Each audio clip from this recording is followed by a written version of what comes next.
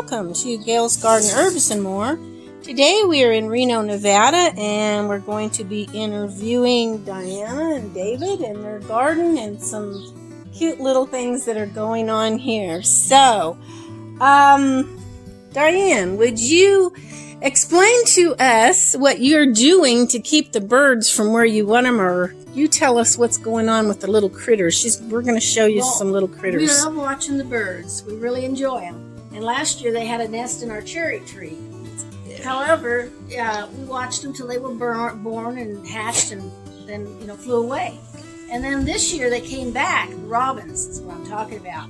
And they tried to build a nest on our awning. Well, I didn't want them there because we like to come out and sit in the patio, and if they were there, they would dive bomb us and run us off. Besides, they would make a mess all over my patio.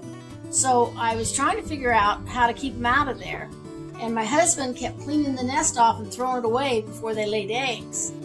So then one time he got ready to do it again, and I said, go ahead and do that, I got an idea.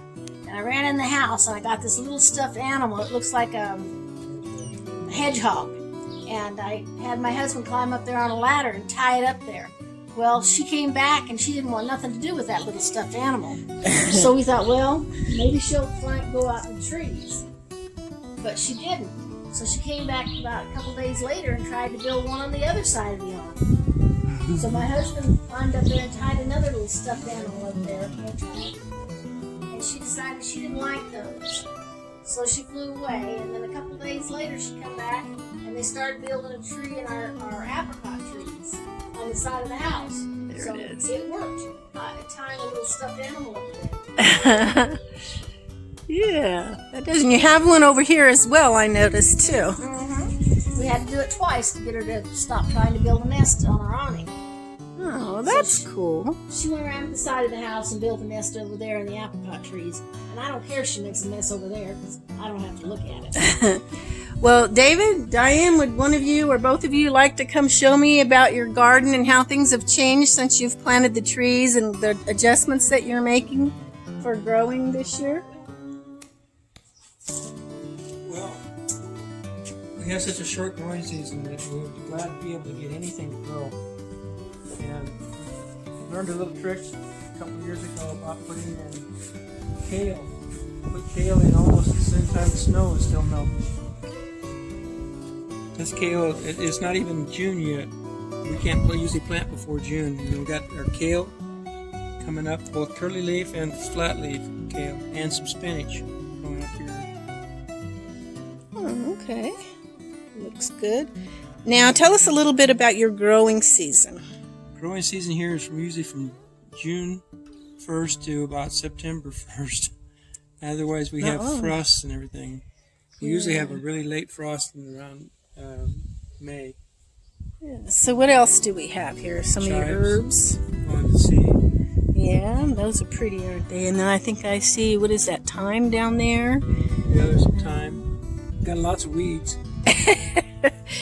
And you usually have tomatoes and cucumbers and all kinds of things. What's going on that you don't have those this year? We decided to try to grow our tomatoes in containers, so we're planting them around the other side of the house. Okay, can we maybe take a walk over there? But before we do, can you tell us about these pretty strawberries down here? Last year we had 2 little strawberries come up in our garden wild. We had no idea because we didn't plant them. But they were right where I wanted to plant some tomatoes, and so I ended up digging them up, put them at the end of the garden here, and planted them in. Now this year I've got 40 strawberry plants, and they're all blooming and coming up with strawberries. That's cool, and they didn't even have to go buy any strawberries. Didn't have to go buy the plants because they planted themselves. It looks like you do have some peppers down here, though. I had some peppers, but they had the late frost knocked them down. And what's under these white things here? What is this? Nothing really. Those were just putting over the top of the peppers whenever the cold weather comes in. Oh, nighttime. okay. Since it's now turned off hot again, probably won't have to use them, but I just left them here until the meantime. Okay, now we're going to take you around the side and show you some changes they've made. Okay, this is back around the side, and they've changed back here. They used to use this for something else. Can you tell us what you've got starting here? Okay, that's thornless blackberry. Okay.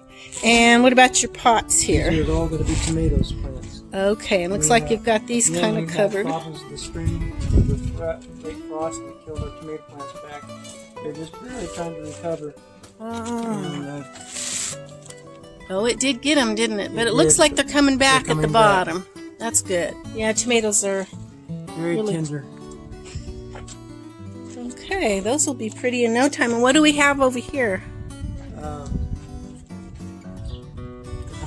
Honeysuckle. Honeysuckle, all right. And some kind of plant there that I don't know the name of. It's like a little bluebell. Oh, those are going to be pretty when they come out. I see a lot of color there. Okay. Okay, we're around front here. Now, isn't that adorable? David put that little bridge in there, and that's where, like, what the runoff goes to, David? Yeah, it is. That's where the water comes down off the rain gutters. We put a little stream bed in there. Yeah, that's really pretty.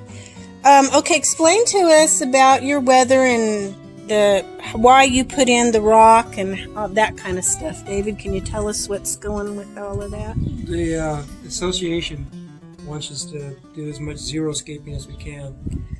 So, at least they told us that. So we ended up putting most of the rock in the front yard.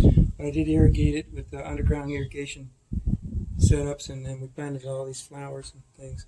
We tried roses at first, rose trees, but the wind here gets so bad it just took the heads right off the rose trees. So we ended up replacing them with these plum trees. Yeah. Now, what's the yellow one there? Yellow locust. Yellow locust. Mugu pine, and a crab apple tree. Oh, I bet that's pretty when it blooms. It's really pretty. Diane, you want to tell us about your little flowers in the circle here? Peony.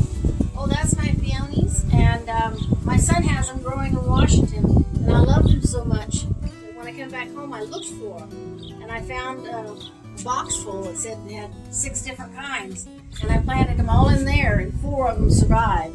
And you can see one of the purplish red ones is blooming today, and then I have some white ones, and I have some pink ones, all in that little circle. That's going to be really pretty one of those. Oh, Well, yeah, I really enjoy them. I thank you for letting me do the interview, and just a little secret I'll share with the rest of you. This just happens to be my sister and brother-in-law. But they were gracious enough to show us what they're growing. Everyone seems to be growing stuff these days, and so yeah, I hope you all enjoyed this, and I hope you give us a thumbs up, subscribe if you haven't. I am hoping to do some other garden interviews with some other gardeners this year. So you all have a great rest of your week, and I'm going to be making another video I will be posting soon about the winner of the contest that I'm having. So I will catch you all later. Keep your eyes and ears open for the winner of the contest. Bye now.